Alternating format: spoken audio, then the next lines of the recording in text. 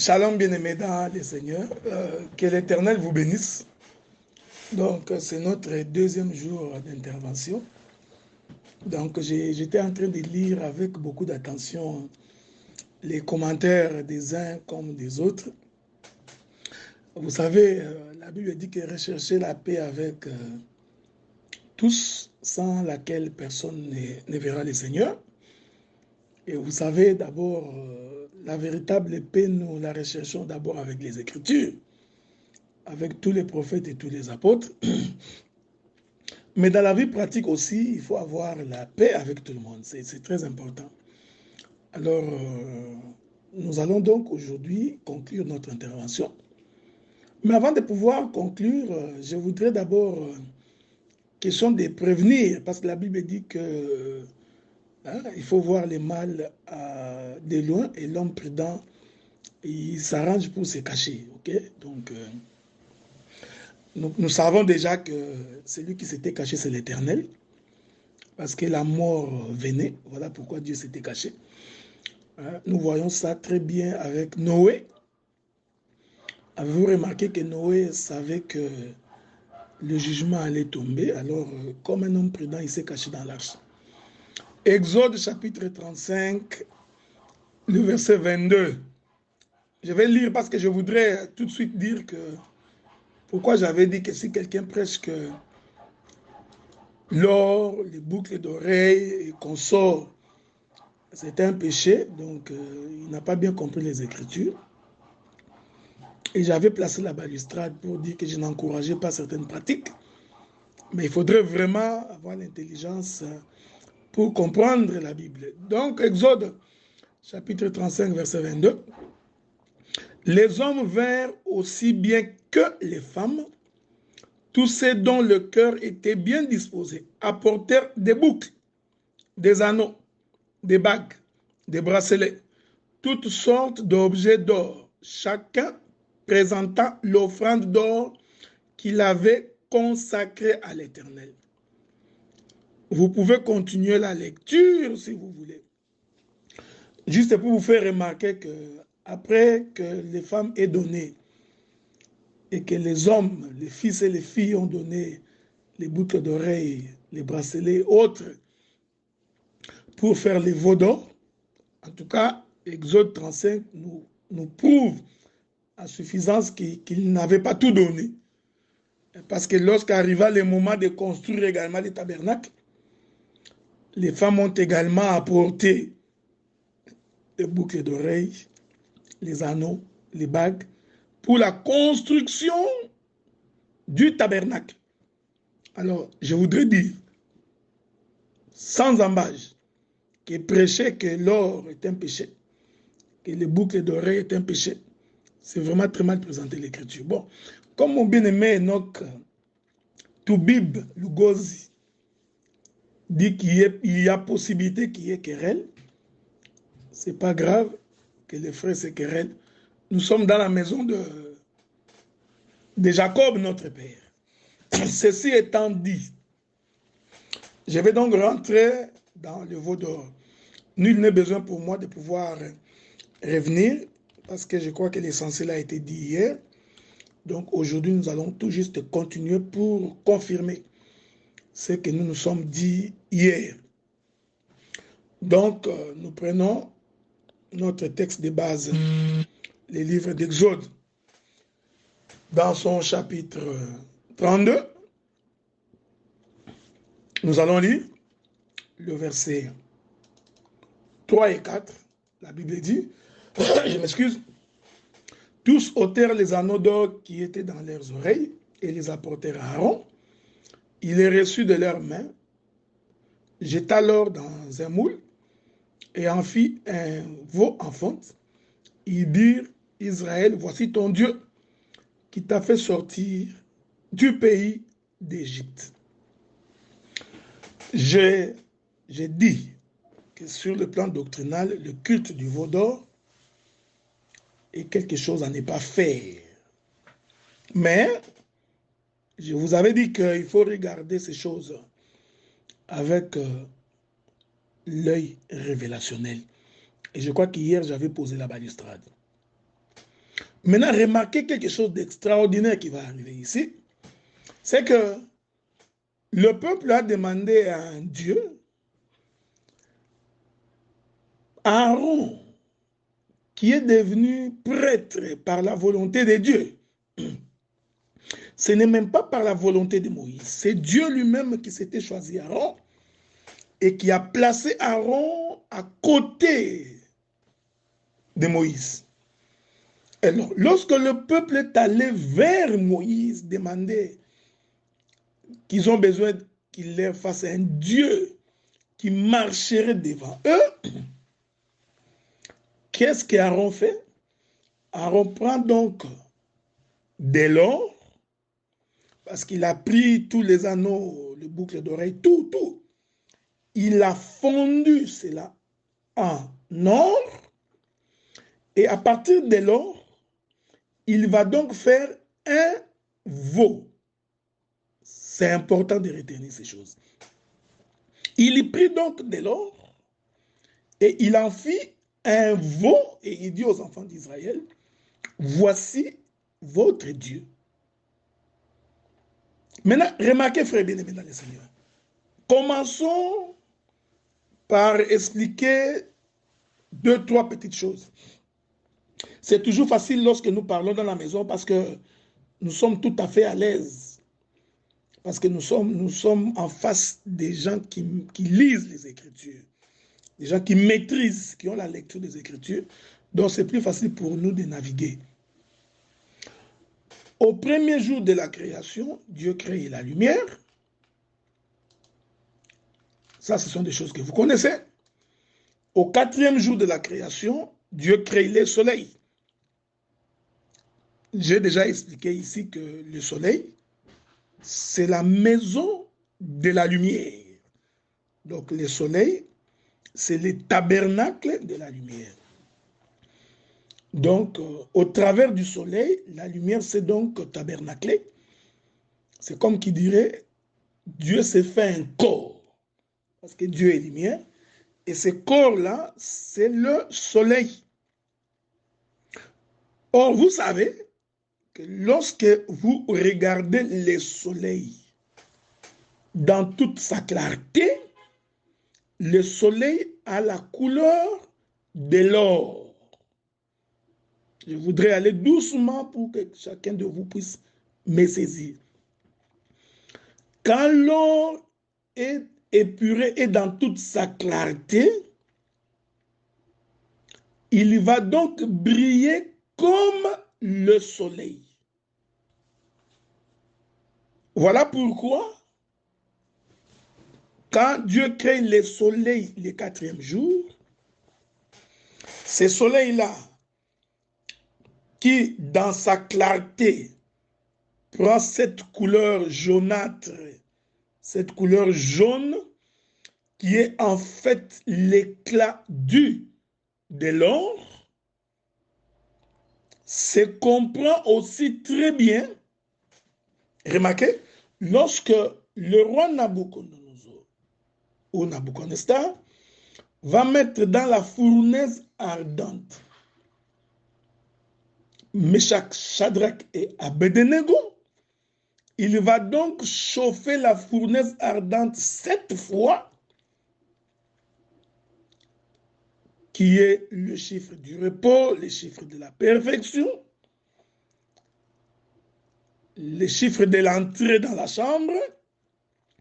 L'Écriture dit qu'après avoir chauffé comme ça, une 4e personne va donc apparaître. C'est après qu'on ait chauffé la fournaise ardente. C'est le feu. Or, vous savez, quand le feu est chauffé complètement, il prend donc la couleur du soleil. En d'autres termes, celui qui est apparu dans la fournaise ardente, c'était le soleil. Voyez-vous? Donc, ça, ce sont des choses que vous connaissez.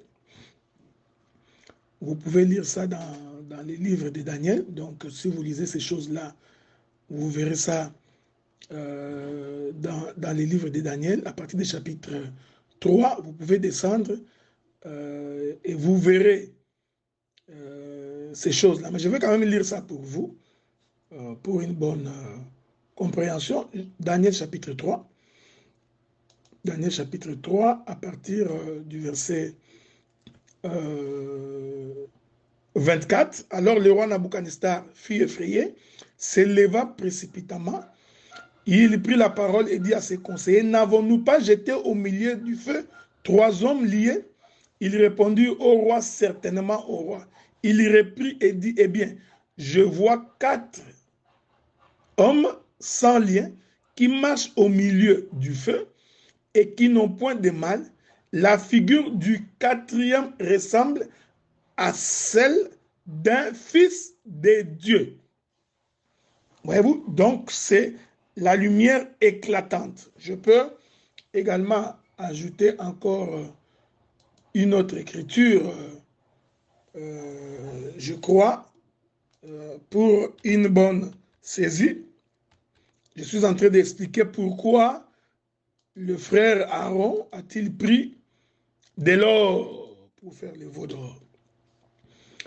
Donc, je prends également une écriture, Matthieu chapitre 2, chapitre 17. Prenons le livre de Matthieu chapitre 17. La Bible dit, 6 jours après, Jésus prit avec lui Pierre, Jacques et Jean, son frère. Il les conduisit à l'écart sur une haute montagne. Il fut transfiguré devant eux. Son visage resplendit comme le soleil et ses vêtements devinrent blancs comme la lumière. Donc, je reviens pour continuer ici. Nous continuons notre marche de sanctification. Souvenez-vous que je vous avais dit hier que quand Melchisedec a rencontré Abraham, Melchisedec lui-même était à la fois roi et sacrificateur. Et je vous ai fait remarquer qu'il était à la fois Judas et Lévi. Il faut retenir ce que j'ai dit. Et je vous avais dit la raison pour laquelle Moïse et Aaron sont allés en Égypte, parce que Moïse représentait le roi, Judas, le chiffre 4, et que Lévi représentait le chiffre 3, Aaron, pardon, représentait le chiffre 3, il représentait Lévi. C'est comme ça que j'ai dit que la présence de Moïse et Aaron en Égypte, c'était en fait Melchisedec, roi et sacrificateur. Est-ce que vous retenez ça? Maintenant, je suis en train de vous expliquer l'or, les veaux d'or. Je commence d'abord par l'or, pour expliquer que l'or, c'est la royauté. L'or, c'est la divinité. En d'autres termes, l'or, c'est Moïse. Suivez-moi bien. Je vous prie de me suivre avec beaucoup d'attention. Que la paix du Seigneur soit avec vous. Je prends une écriture. Exode chapitre 3, le verset 2. L'ange de l'Éternel lui apparut dans une flamme de feu, au milieu d'un buisson. Jusque-là, il n'y a pas de problème, hein? C'est un buisson. Moïse regarda et voici, les buissons étaient tout en feu. Vous voyez? C'est le soleil. C'est ce qui était extraordinaire. C'est-à-dire, il a vu le feu dans un buisson. Or, je vous ai dit que la couleur du feu, c'est la couleur du soleil, c'est la couleur de l'or. Or, cette chose ici, quand c'est arrivé, c'est quand le Seigneur est descendu. Je vous avais dit hier que le Seigneur est descendu à la 4e génération. Donc, le buisson ardent, c'était l'Éternel qui était descendu.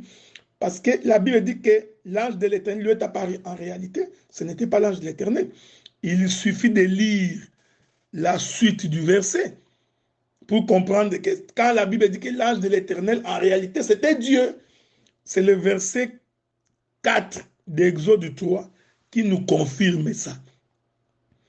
L'Éternel vit qu'il s'est détourné pour voir. Voilà. L'Éternel vit. Donc il était descendu. que Moïse s'est détourné pour voir, Dieu l'appela du milieu du buisson. Donc Dieu était allé, c'était lui le feu, c'était lui la lumière. Et dit Moïse, Moïse, il répondit, mais voici. Donc, nous comprenons que l'or, symbolisé par le feu, symbolisé par la couleur du soleil, parce que c'est le soleil, qui est identique à la couleur de l'or épuré, représente donc Dieu. En d'autres termes, il représente Juda, parce que Juda, c'est le roi. C'est celui qui conduit. Il est la lumière du peuple. Qu'est-ce que la Bible dit? Genèse chapitre 1er. Ce sont des choses que vous connaissez. Je les dis pour que vous compreniez très bien. Genèse chapitre 1er, le verset 14. Non, verset 16. Dieu fit le deux grands luminaires, le plus grand luminaire pour présider au jour, c'est-à-dire pour éclairer, pour conduire. Donc le soleil est la lumière du jour. Voyez-vous? La nature elle-même ne vous enseigne-t-elle pas? Donc quand nous observons le soleil, nous remarquons que le soleil a la couleur de l'or, qui est l'image de la royauté. Voilà pourquoi à la naissance de Jésus, on lui offrit de l'or. Le temps nous manquerait pour expliquer la constitution du tabernacle.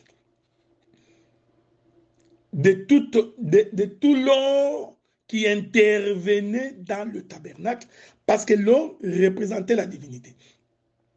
Or, cet or-là qui représente la divinité, c'est Judas. Donc, c'est le chiffre 4.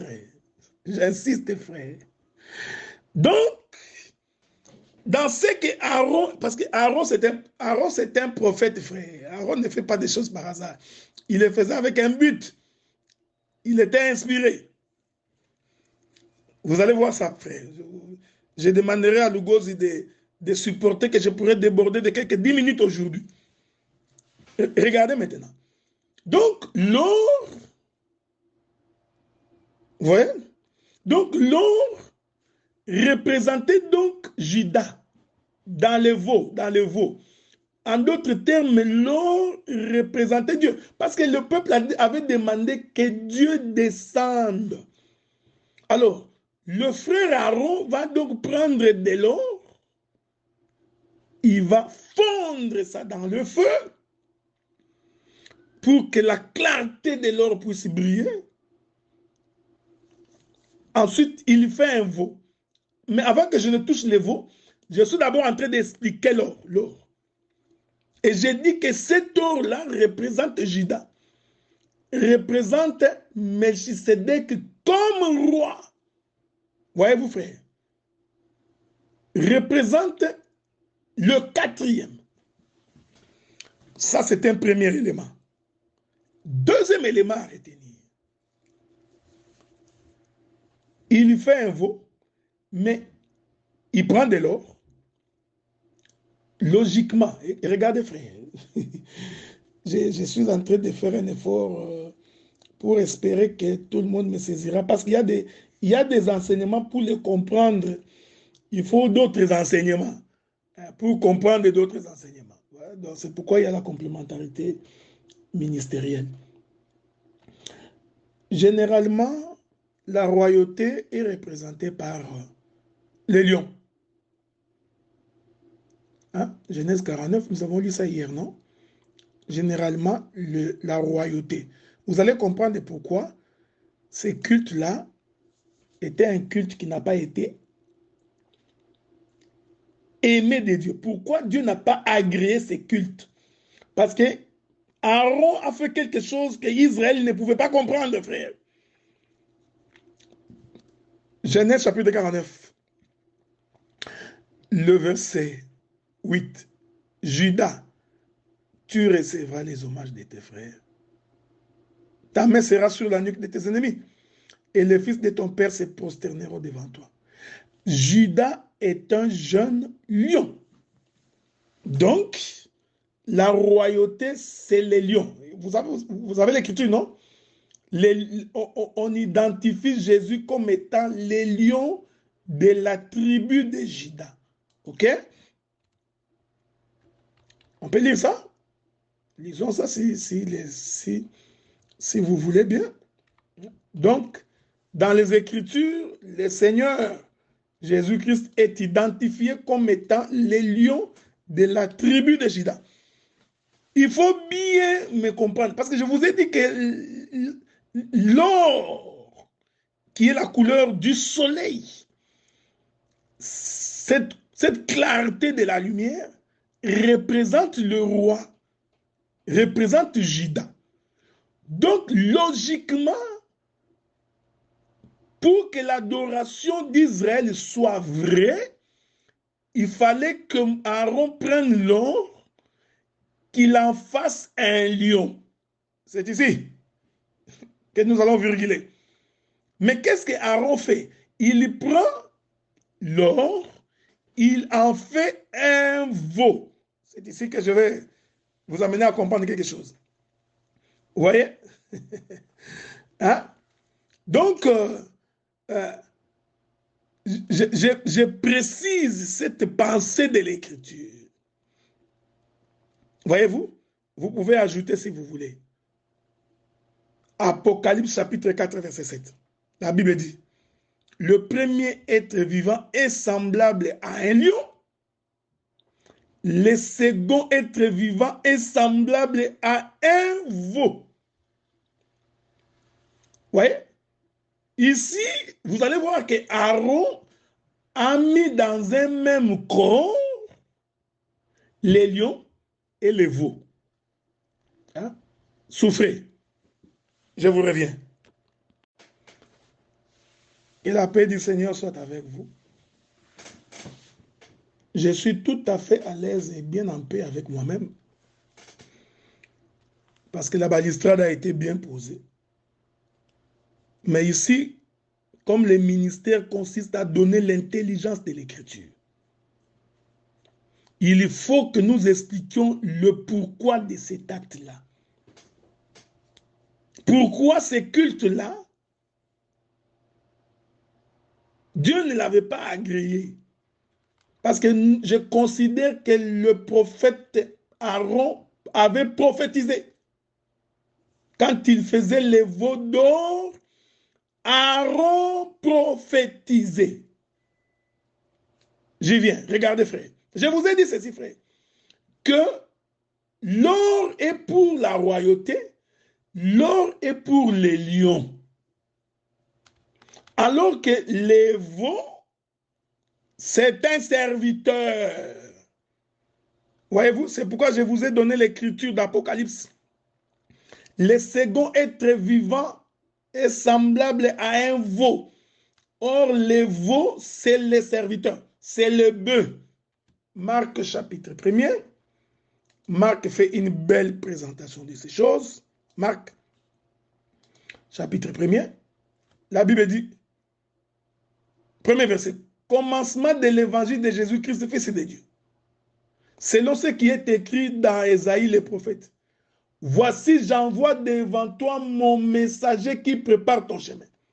C'est la voix de celui qui crie dans le désert. Prenez le chemin du Seigneur. Aplanissez ses sentiers. Jean parut baptisant dans le désert et prêchant le baptême de repentance pour la rémission des péchés. Tous les pays de Judée, tous les habitants de Jérusalem se rendaient auprès de lui, confessant leurs péchés. Ça, vous pouvez continuer. Le verset 9. En ce temps-là, Jésus vint à Nazareth en Galilée, il fut baptisé par Jean dans les Judées.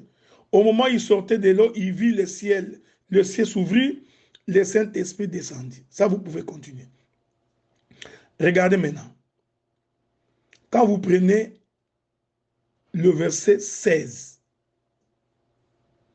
comme il passait le long de la mer de Galilée, il vit Simon, André, frère Simon, qui jetait un filet dans la mer, car ils étaient pêcheurs.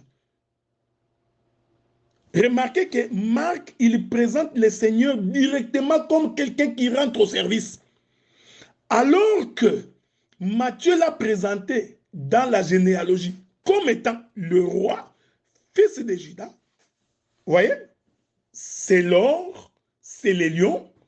Marc vient le présenter automatiquement comme serviteur. Si vous lisez tous les livres de Marc, vous verrez c'est les livres qui répètent beaucoup de miracles que Jésus a fait. Marc vient nous présenter Jésus comme étant celui qui travaille, c'est-à-dire le serviteur. Est-ce que vous remarquez? Donc, il le présente comme étant le bœuf qui est au service, qui vient travailler pour le peuple. Je voudrais y aller doucement pour que vous puissiez me comprendre. Donc, les veaux d'or, voyez-vous, renfermaient en lui deux caractéristiques. C'était à la fois la royauté, soit la divinité, représentée par l'or, mais cette divinité qui est le roi, au lieu que Aaron le présente comme étant les lions, il va les présenter comme étant les veaux. Donc, ces veaux-là, ces veaux d'or, avaient à la fois le chiffre 4 et le chiffre 3. Parce que le bœuf, le veau, c'est le serviteur. Voyez-vous, frère? Donc, lui-même, le veau, j'insiste bien, donner deux étiquettes à la fois. Je vais y venir parce que pour que Israël soit pardonné, on devait fondre ces veaux de nouveau et faire boire au peuple de l'eau fondue. Ça, je vais y arriver. OK? Je vais y arriver. Mais regardez d'abord, remarquez. Ici, j'insiste, frère, hein, donc nous ne sommes pas en train de prêcher l'évangile de Dieu est bon, Dieu est guéri, il sauve. Nous savons que Dieu est bon, il guérit, il sauve. Nous savons que Dieu pardonne les péchés. Donc, je ne suis pas en train de faire l'œuvre de l'apôtre ou de l'évangéliste. Okay? Donc, encore moins du pasteur.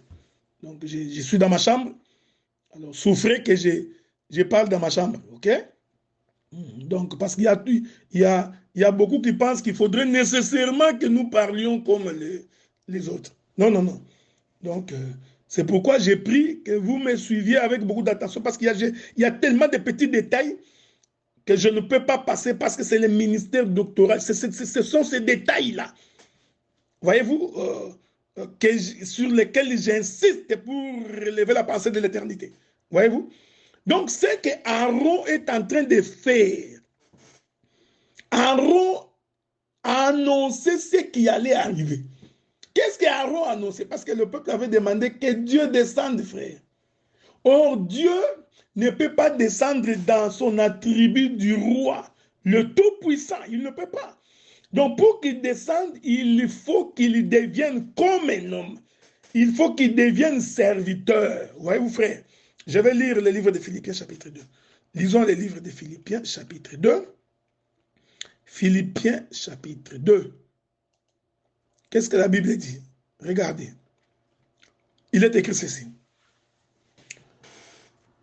Je commence par le verset 6. Lesquels? Non, verset 5. Ayez en vous le sentiment qui était en Jésus-Christ, lesquels existant en forme de Dieu. Vous voyez? Je vous ai dit que Dieu, c'est le roi. Hein? Ah ouais, parce que le roi était Dieu en Israël. OK? Il faut bien lire. Lisez bien. Lesquels existaient en forme de Dieu, n'a point regardé comme une proie à arracher d'être égal avec Dieu. Maintenant, il fait quoi? Il s'est dépouillé lui-même en prenant une forme de serviteur. Vous voyez? Donc, le lion, l'or, représenté par la forme du serviteur, c'est-à-dire les bœufs ou les veaux, comme vous voulez, devenant semblable aux hommes, ayant paru comme un simple homme. Vous voyez? C'est ici que... Alléluia. Donc, c'est ici que Israël, ces cultes-là, Dieu ne pouvait pas l'adorer, l'agréer, parce que Israël s'attendait à voir un roi. Il s'attendait à voir un roi qui règne c'est le fils de David qu'ils attendaient. Souvenez-vous, hein? Hosanna, soit béni celui qui vient, le fils de David. Même Bartimée a vu la chose. Bartimée n'a pas vu le serviteur. Bartimée dit, aie pitié de moi, fils de David. Donc Israël s'attendait à voir le roi qui règne, celui qui montera sur le trône de David et qui demeurera éternellement. Telle a été la demande de la mère des fils de Zébédée, qui a dit à Jésus, quand tu monteras sur ton trône, que mes deux fils soient à ta gauche et à ta droite. Est-ce que vous comprenez? Donc Israël, dans sa demande, Israël s'attendait à voir un roi. Maintenant, Aaron, il fait un veau, mais il est fait en or. En fait, Aaron fait en sorte que le roi est serviteur. Or, quand le roi s'est fait serviteur, il s'est fait serviteur pour l'Église. Avez-vous remarqué cette chose? S'il y a des questions, je reviendrai. Parce qu'en présentant le veau, qu'est-ce qu'Aaron enseignait? Aaron enseignait, il est vrai que Dieu descendra sur la terre. Mais malheureusement, il descendra non pas comme un roi, mais il descendra d'abord comme étant le serviteur. Voilà pourquoi, frères bien-aimés dans le Seigneur, quand le prophète Samuel est allé oindre David comme roi, David était déjà roi une fois que l'onction royale était sur sa tête. Et le frère David, quand il vient au combat, l'onction royale était déjà sur lui. Mais quand il vient au combat, il ne vient pas visiter Israël comme le roi. Voyez-vous, frère, il vient visiter Israël comme les serviteurs. Ici, c'est le veau. Voyez-vous, frère, c'est pourquoi les frères de David ne l'ont pas reconnu. Ils n'ont pas voulu l'accepter. Il n'a pas été agréé par ses frères. Est-ce que vous comprenez ce que nous disons? Parce qu'ici, les frères de David, c'est aussi la maison d'Israël. OK? Quand David est arrivé, ils ont dit, nous connaissons ton orgueil. Voyez-vous, vous remarquez? Donc, il est venu chez les siens ne l'ayant pas reçu. Hein? Les siens l'ont rejeté. L'ayant rejeté, il va être accepté dans la maison de Saoul.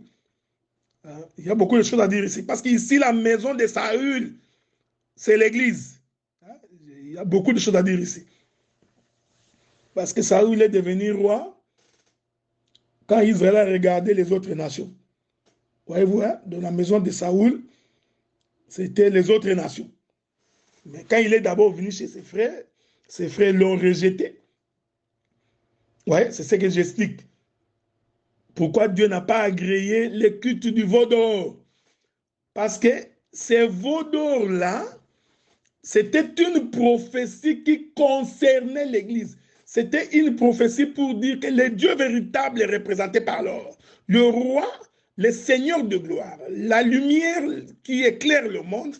Mais quand il descendra, ce sera un veau. C'est-à-dire, ça va être un serviteur. Vous remarquez cette chose? Donc, ici, j'ai dit et je précise que lorsque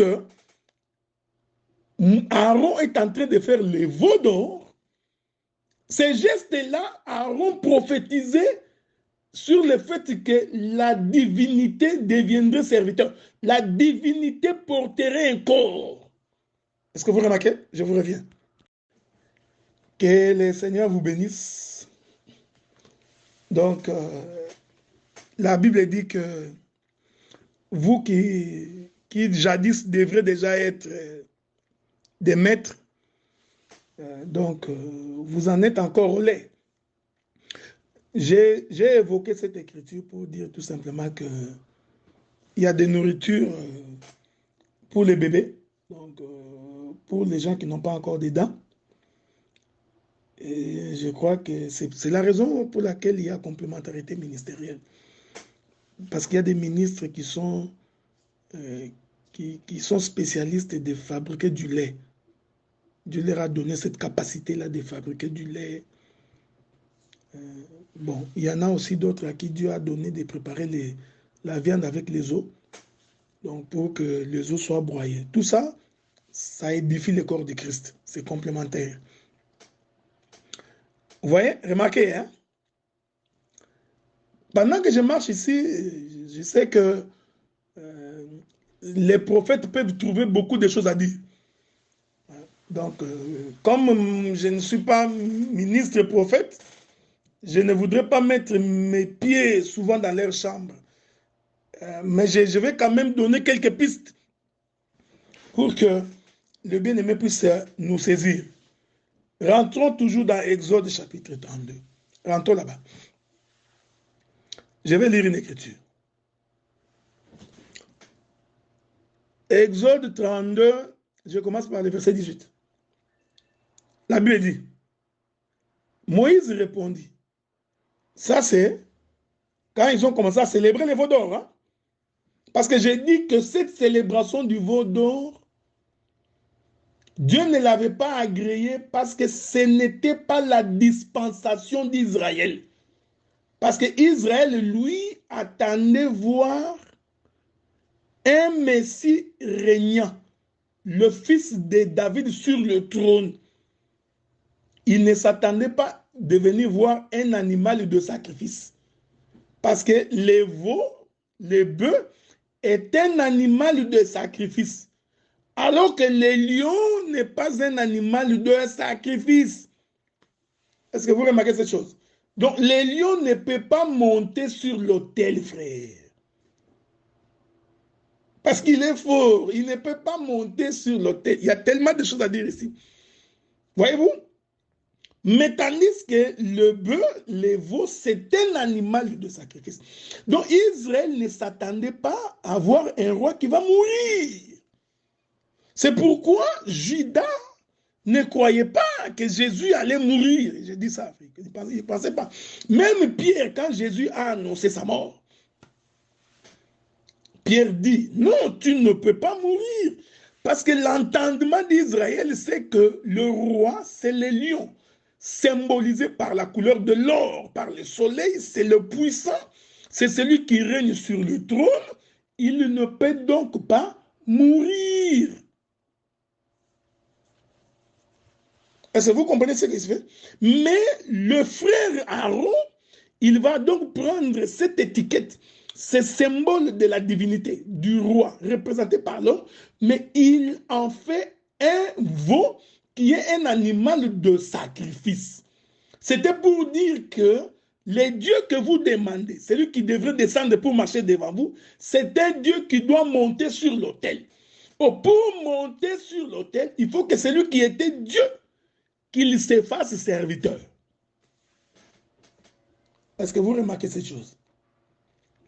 Je vais donner quelques écritures. Exode chapitre 32. Lisons. Je commence par le verset 15. Moïse retourna, descendit de la montagne. Les deux tables de témoignage dans sa main. Les tables étaient écrites des deux côtés. Elles étaient écrites l'un et de l'autre côté. Les tables étaient l'ouvrage de Dieu. Et l'écriture était l'écriture de Dieu gravée sur les tables. Suivez-moi bien, frère. Je veux que tu me suives attentivement. Parce que je voudrais aller dire que cette table-là, c'était le veau d'or, mais je sais que beaucoup ne risqueraient de ne pas comprendre. Mais suivez-moi attentivement. Josué entendit la voix du peuple qui poussait des cris et il dit à Moïse, il y a un cri de guerre dans les camps. Moïse répondit, ce n'est ni un cri de guerre, ni un cri de vainqueur. Ce que j'entends, c'est la voix des gens qui chantent. Et comme il s'approchait du camp, il vit les veaux et les danses. La colère de Moïse s'enflamma. Il il jeta de ses mains les tables et les brisa au pied de la montagne. Vous voyez, frère? Suivez-moi bien, parce que nous allons prendre de l'altitude. Hein? Je prends de l'altitude. Souffrez. Je prends de l'altitude. Regardez. Mon bien-aimé Oscar, je t'aime bien, mon frère. Moïse descend de la montagne avec dans sa main les tables qu'on dit que c'est l'ouvrage de Dieu. Donc, ce que Moïse avait entre ses mains, c'était ce que Dieu avait fait. C'était l'ouvrage de Dieu. Je veux que vous reteniez ça. Donc, ce que Moïse avait entre ses mains, c'est l'ouvrage de Dieu. Je voudrais... Alléluia. Vous savez que Adam est l'ouvrage de Dieu. Hein? Dieu créa l'homme à son image selon sa propre ressemblance. Adam était donc l'ouvrage de Dieu. J'ai dit, cet ouvrage de Dieu ici, c'est Adam. Mais je vais virguler de plusieurs manières. J'ai dit que c'est le lion, c'est l'or. Suivez-moi bien, frère. Donc, l'Écriture dit que c'est l'ouvrage de Dieu. Je vais répéter ça. Hein? Je répète ça pour que tu puisses bien... Le verset 16 d'Exode 32. Les tables étaient l'ouvrage de Dieu. Et l'écriture était l'écriture de Dieu. Donc, ce que Moïse avait entre ses mains, c'était l'ouvrage de Dieu. C'était Dieu en personne. Maintenant, quand il descend, suivez-moi bien, il descend par terre, il voit les veaux d'or. Et le peuple est en train de danser. La colère de Moïse s'enflamma. Vous voyez? Quand la colère de Moïse s'enflamme, nous disons que c'est le temps de la loi. Vous voyez? Parce qu'au temps de la loi, Dieu était en colère. Parce que c'est... Alléluia. Parce que quand Dieu est en colère, il doit tuer le fils. C'est pourquoi, dès que la colère de Moïse s'enflamma, qu'est-ce que Moïse fait? Il jeta de ses mains l'ouvrage de Dieu et l'ouvrage se brisa au pied de la montagne. Avez-vous remarqué cette chose? Un jour,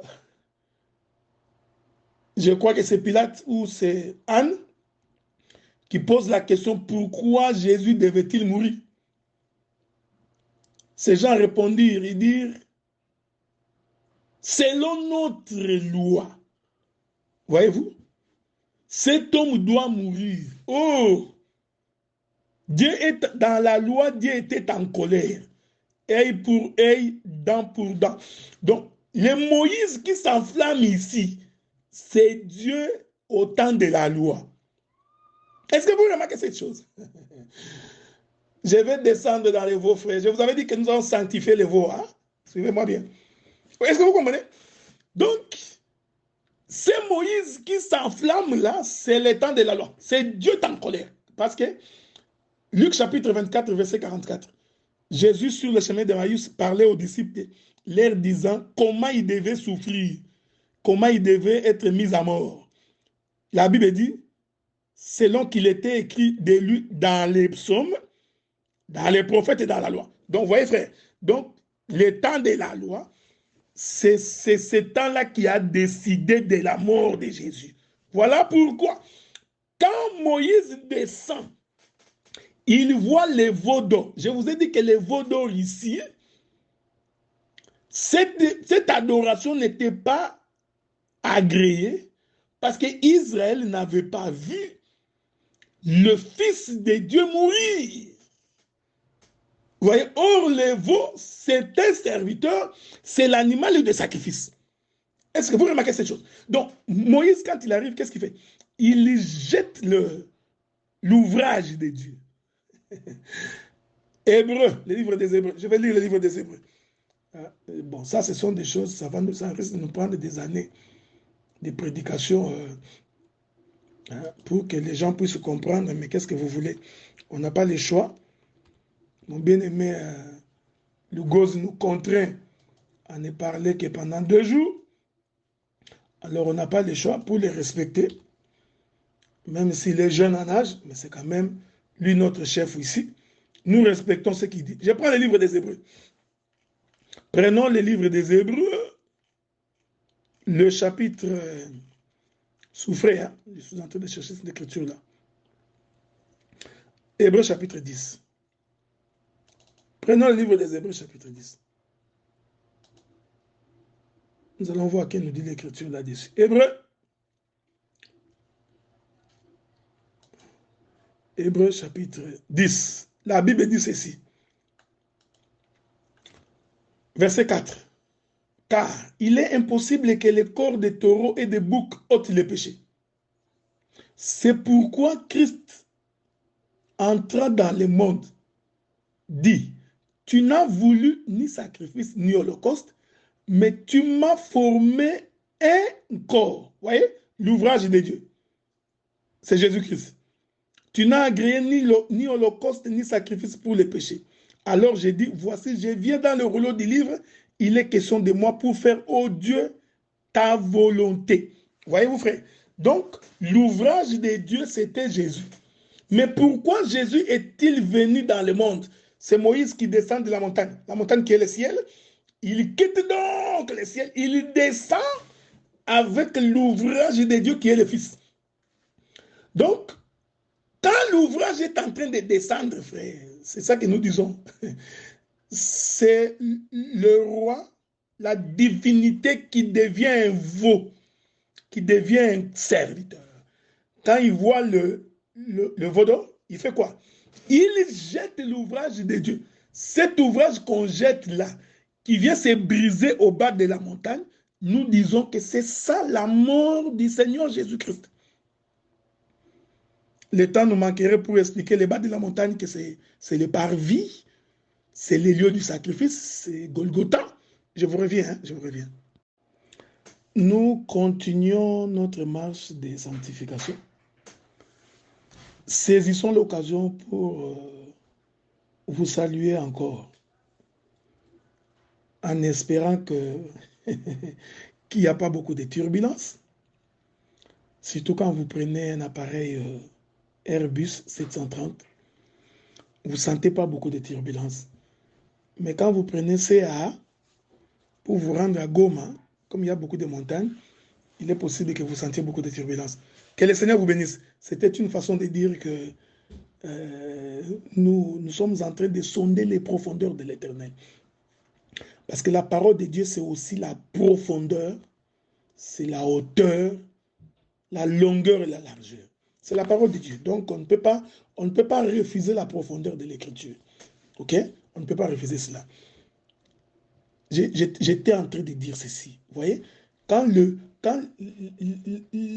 Moïse jette ce geste-là de jeter, c'est le fils qui est en train de mourir. Il se brise au bas de la montagne. OK?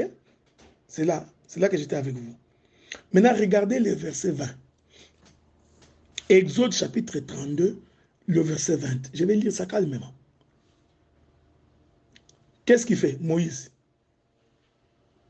Après avoir jeté de ses mains les tables et les brisa au pied de la montagne. OK? Parce que le pied de la montagne, c'est le parvis. Or, le parvis, c'est le lieu de sacrifice. Vous voyez? C'était la mort de l'ouvrage de Dieu. C'est pourquoi nous disons qu'Adam, qui est l'ouvrage de Dieu, était d'abord un lion, parce qu'il avait la conduite dans les jardins. Il avait la suprématie dans les jardins. La supériorité, c'était le roi, symbolisé par l'or. Mais cet Adam devait aussi mourir. Voyez-vous, Dieu ne le frappa d'un profond sommeil. Quand il meurt là, c'est les serviteurs, c'est les veaux. Tu vois, c'est les bœufs. Regardez maintenant. Exode chapitre 32, le verset 20. Il prit les veaux. Hein, frère? Il faut bien lire l'écriture. C'est pourquoi j'ai dit que je suis en train d'ouvrir les fenêtres pour les prophètes. Hein? J'ouvre les fenêtres pour les prophètes. Parce que nous ne sommes pas de ceux qui chantent des ministères. Il était évangéliste aujourd'hui. Il a eu 3-4 révélations, demain il devient prophète. Regardez. Il prit les veaux qu'ils avaient fait. Il le brûla au feu. Il les réduisit en poudre, répandit cette poudre à la surface de l'eau et fit boire les enfants d'Israël. Si les prophètes n'ont pas de la matière, c'est qu'ils n'ont pas vu. Voyez? Voyez? Au premier moment, les cultes du veau d'or, Dieu n'a pas agréé. J'ai dit que cela n'a pas été agréé tout simplement parce que selon la prophétie, les veaux représentent l'animal de sacrifice. Et l'or représente la divinité. Jésus était Dieu en chair. En Jésus habita corporellement la plénitude de la divinité. C'étaient les serviteurs qui portaient l'étiquette de la divinité, ici représenté par l'or. Voyez-vous, frère? Mais cet homme de Jésus devait monter sur la croix et mourir. Maintenant, ce que Moïse est en train de faire, il est maintenant en train d'interpréter ce qu'il fallait faire pour les veaux d'or. Donc, les veaux d'or devaient mourir. C'est ce que Moïse fait. Qu'est-ce qu'il fait? Il les brûla au feu. J'aime ça. Donc, il fit monter le veau d'or sur l'autel des sacrifices. Il les réduisit en poudre. Est-ce qu'il faudrait vraiment que... Il faut que je vous fasse un dessin? Quand le peuple péchait, le peuple amenait l'animal de sacrifice au parvis. Qu'est-ce que les sacrificateurs faisaient? Après avoir égorgé l'animal, il les faisait monter sur l'autel, il les brûlait. Une fois qu'il a brûlé, il récupère la cendre, il amène la cendre dans les lieux très saints. Vous voyez ça, frère? C'est ce qui se passe ici. Ça là, tu ne peux pas dire que tu n'as pas vu. Hein? À moins vraiment que tu aies un mauvais cœur. Ça là, tu ne peux pas nier que tu n'as pas vu. Tu vois? Moïse prend les mêmes veaux. Vous voyez? C'est pourquoi nous disons, le même qui a donné le salut pour les nations, c'est le même évangile que Israël aussi va écouter. Vous comprenez ce que nous disons?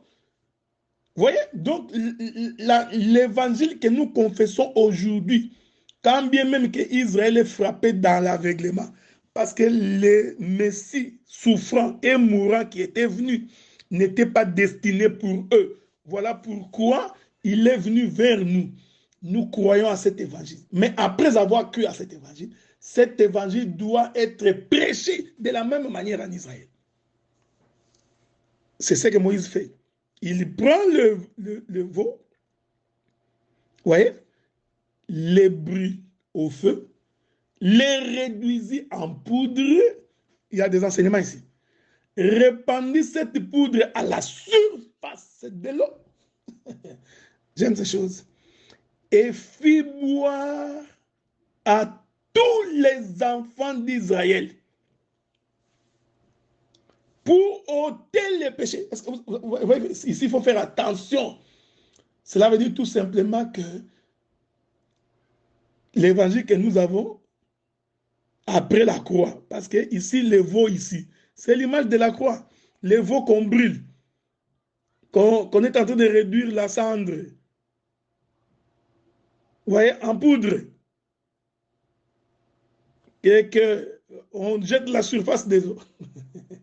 Et qu'on fait boire aux enfants d'Israël. Nous disons que ça, c'est la mort de Jésus qui, après nous, voyez-vous, va retourner en Israël. Parce que la surface des eaux ici, parce que ce n'est pas notre objet de prédication, c'est l'Église. Et ensuite, on récupérera pour aller faire boire.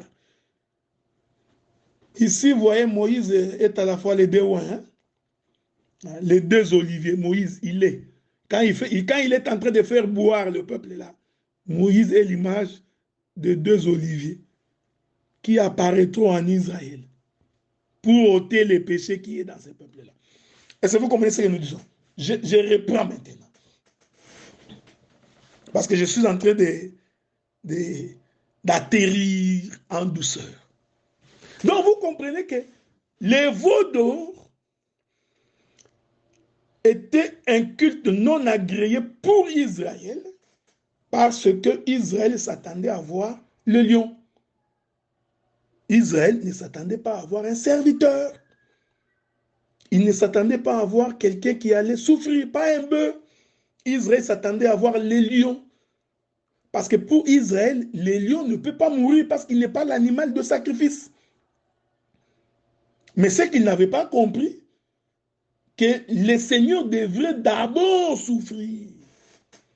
Donc, ils devraient d'abord être considérés comme étant le sacrifice. Or, l'animal du sacrifice, c'est un bœuf. Voyez, frère. Voilà pourquoi Moïse, il répète la chose 2 fois. Parce que, frère, écoutez bien maintenant, Seigneur. Quand Moïse descend avec l'ouvrage de Dieu, les tables de pierre, là, pendant la descente, là, dans sa main, cet ouvrage-là, c'était de l'or. C'était Judas. Avez-vous remarqué que Moïse n'a jamais réprimandé Aaron? Quand vous lisez votre texte, avez-vous remarqué où Moïse est venu réprimander Aaron? Aaron, pourquoi tu as fait ça? Voyez, frère, quand vous lisez les Écritures, il faut avoir l'œil. Hein? Est-ce que Moïse est entré à... Est-ce que Aaron s'est même justifié pour dire non, ce n'était pas de ma faute, tu vois? Non.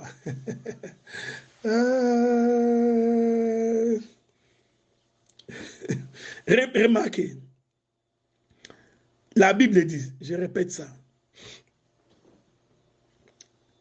Je répète cette écriture-là, c'est très important. C'est là que je vais essayer de définir. Je répète ça. Donc, l'ouvrage qui est en train de descendre ici, prophétiquement, c'était Dieu, hein, parce que c'est l'ouvrage de Dieu. C'est la venue de Jésus sur la terre. Hein, en vertu de laquelle le soleil levant nous a visités d'en haut. Donc, c'est les lions, c'est le fils de Judas. Hein? Donc, le fils de David, c'est le lion qui vient. Mais sauf qu'en venant, c'est qu'il n'avait pas compris que l'effort était devenu faible. Vous voyez? L'or dans un veau, c'est la faiblesse. Ainsi, comme les veaux n'étaient pas dans sa première venue destinés pour Israël, Dieu n'a pas agréé ces cultes. Mais Moïse va ici expliquer un acte prophétique. Il descend, il revient avec l'ouvrage. Parce que le Seigneur du haut des cieux a attendu seulement qu'on ait fini de fabriquer les veaux d'or. Et que le peuple se mette à chanter. C'est alors qu'il dit à Moïse, maintenant tu vas descendre parce que ton peuple a péché. Ici, le péché du peuple ici, c'est tout simplement le temps où Israël est frappé d'aveuglement. Parce qu'au temps de la loi, Dieu a frappé Israël qui ne voyait pas. Donc toute sa prière n'était pas agréée. Est-ce que vous remarquez cette chose? C'est important ce que je dis. Maintenant, quand l'ouvrage de Dieu qui était dans la main de David, dans la main de Moïse, tombe à terre et se brise, nous disons c'est le veau. Vous voyez, il y a un changement de sacerdoce ici. Donc, les lions et le bœuf. Voyez-vous? Donc, la divinité dans un corps, quand il tombe, il se brise. Se briser là, c'est la mort de Jésus. Quand vous lirez plus tard, vous verrez que Moïse a ramassé les pierres, il est remonté. Nous disons que c'est la résurrection de Jésus. On peut expliquer beaucoup de choses là-bas. Maintenant, Moïse, il vient répéter ce qu'il a fait dans le veau. Il prend les veaux, frère. Il a pris ces veaux-là. Il va maintenant les sanctifier pour Israël. Vous voyez, frère? Il veut les sanctifier. C'est ce que j'ai appelé les veaux d'or sanctifiés. Il veut sanctifier les veaux d'or. Il les prend, il les fait monter sur l'autel et les brûle. Nous disons c'est la mort du veau. Hein? C'est la mort du veau qui est la mort de Jésus. Ensuite, il les réduit en cendres. Il prend cette cendre, il répand à la surface de l'eau. Cette surface de l'eau, c'est après la mort, nous disons c'est tout le temps de l'église. Vous voyez, frère? Après ça, il récupère cette eau, c'est-à-dire l'enseignement que nous, l'église, nous avons reçu, il va aller faire boire Israël. Que la paix du Seigneur soit avec vous. Bien-aimé dans le Seigneur, j'ai fini mon allocution. Mais j'avais demandé un peu d'extra parce que je voulais dire quelque chose à propos de la dîme. Hébreux chapitre 7. Prenons le livre des Hébreux dans son chapitre 7. Nous lisons. Très vite. En effet, premier verset. En effet, c'est Melchisedec, roi de Salem, sacrificateur du Dieu très haut, qui alla au-devant d'Abraham lorsqu'il revenait de la défaite du roi qui les bénit, à qui Abraham donna la dîme de tout, qui est d'abord roi de justice, d'après la signification de son nom. Ensuite, roi de Salem, c'est-à-dire roi de paix, qui est sans père, sans mère, sans généalogie, qui n'a ni commencement ni fin de la vie, mais qui est rendu semblable au Fils de Dieu. C'est Melchisedec demeure sacrificateur à perpétuité. Je voudrais dire aux frères bien-aimés que ce Melchisedec ici représente, si vous les regardez bien, il représente à la fois deux sacerdoces. Parce qu'on n'est pas au temps de la loi ici, frère. Nous ne sommes pas au temps de la loi. À dire vrai, nous ne sommes pas aussi au temps de la grâce. Mais Melchisedec, ici, se présente à la fois comme roi et aussi comme sacrificateur. Or, la sacrificature est pour Lévi. Il a fait de nous un royaume. Donc, cela est pour Lévi. Et la royauté est pour nous, l'Église. Parce que la Bible dit, Dieu a fait de nous un royaume des sacrificateurs. Donc, quand Abraham donnait sa dîme, en réalité, Abraham présentait une dîme pour les deux sacerdoces. Et pour les sacerdoces de Lévi, et pour les sacerdoces de la grâce, c'est-à-dire du royaume des sacrificateurs. Cette précision est de taille. C'est pour dire aujourd'hui, parce que deux fois nous faisons un débat sur des termes, sur des mots. Je n'aime pas trop souvent les débats des termes parce que ça nous embrouille. L'évangile, c'est la pensée de l'écriture. De la même manière qu'au temps de Lévi, les sacrificateurs avaient un salaire. De la même manière, au temps de la grâce, les prédicateurs ont droit à un salaire. C'est pourquoi j'ai symbolisé ça par Moïse et par Aaron. J'ai démontré que Moïse représente la royauté. En fait, Moïse représente la grâce. Alors que Aaron représente les sacerdoces lévitiques. Je vais donner 2, 3, 4 éléments ici, parce que je finis bientôt. C'est pourquoi vous remarquerez, alors que la loi dit, express verbis, qu'un juif ne peut épouser qu'une juive, vous voyez, ça c'est la loi, c'est les sacerdoces de Lévi. Moïse, comme roi, lui, il va prendre une femme qui n'était pas juive. Est-ce que vous comprenez ce que nous disons? Remarquez, selon les sacerdoces lévitiques, les femmes n'étaient pas parmi les lévites chantres. Il n'y en avait jamais. Le musicien, les gens qui jouaient des instruments, tous étaient des lévites, mais des hommes. Il n'y avait aucune femme. Mais quand vous lisez les livres de 1 Chronique, chapitre 15, chapitre 13, 14 et 15, vous allez voir que le roi David, qui est le chiffre 4, il vient organiser le culte dans les sacerdoces lévitiques. Et je vous informe que c'est le roi David qui a fait entrer les femmes pour que les femmes commencent à chanter. Donc c'est pourquoi quand tu observes les Écritures, il faut que tu fasses cette différenciation. C'est très important.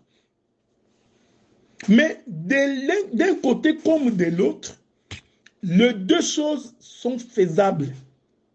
Maintenant, il reste probablement à discuter. Est-ce que devrions-nous donner comme la dîme comme au temps de la loi ou pas comme au temps de la loi? Est-ce que c'est la même proportion? Ça reste un débat parmi les frères, donc je ne voudrais même pas les soulever ici, mais je considère pour ma part que la dîme est payée au temps de la loi et cette dîme est payée au temps de la grâce. Le salaire des serviteurs au temps de la loi a été consigné par les Écritures, c'est pareil consigné au temps de la grâce. Maintenant, en termes de proportion, on peut avoir un débat là-dessus si le Seigneur le permet.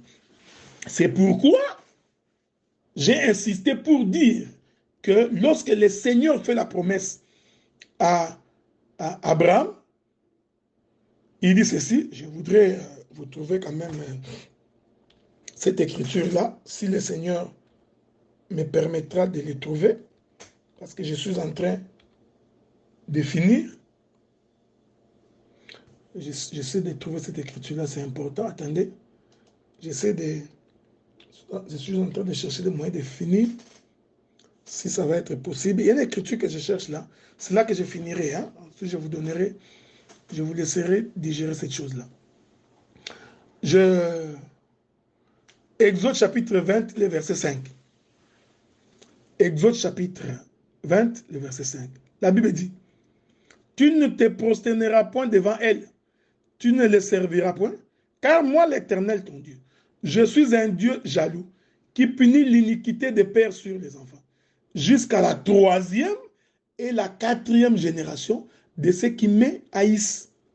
Voyez-vous, frère, je ne sais pas si je peux encore vous trouver notre écriture à ajouter là-dessus. Donc, si le Seigneur le permet, nous pourrons y arriver. Donc, lorsque l'iniquité des Amoréens serait arrivée à son comble, le Seigneur dit, il va punir l'iniquité des pères vers des pères aux enfants. C'est là jusqu'à la 3e et la 4e génération. J'ai manqué de temps parce que je devais lier pourquoi 3e et 4e génération. Parce que quand vous lisez votre Bible, vous allez vous rendre compte que Matthieu, Marc, Luc et Jean, c'est là que je vais finir. Il y en a certains qui disent que Jésus est ressuscité le 3e jour.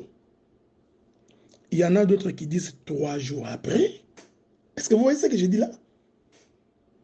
Il y en a d'autres qui disent que le 3e jour, Jésus ressuscita. Je parle ici de ceux qui nous racontent la vie de Jésus. Matthieu, Marc, Luc et Jean. Je reviendrai au jour du Seigneur pour entrer dans les détails ici. Je n'ai pas le temps parce que je suis en train de conclure. Donc, certains disent Jésus est ressuscité le 3e jour.